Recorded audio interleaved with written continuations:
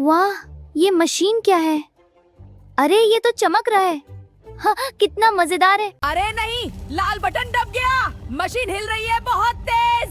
बचाओ, मैं गिर जाऊंगा। अरे बाबा, ये क्या है? डरो मत छोटे दोस्त। बचाओ, ये तो डायनासोर है। डरते डरते बिल्ली डायनासोर की पीठ पर बैठ जाती है। फिर दोनों जंगल में मस्ती करने लगते हैं। वाह, चलो मस्ती करें। मैं टाइम मशीन का रिमोट ढूंढकर वापस आ गया। पर तुम्हारे साथ ये डायनासोर का बच्चा कौन है?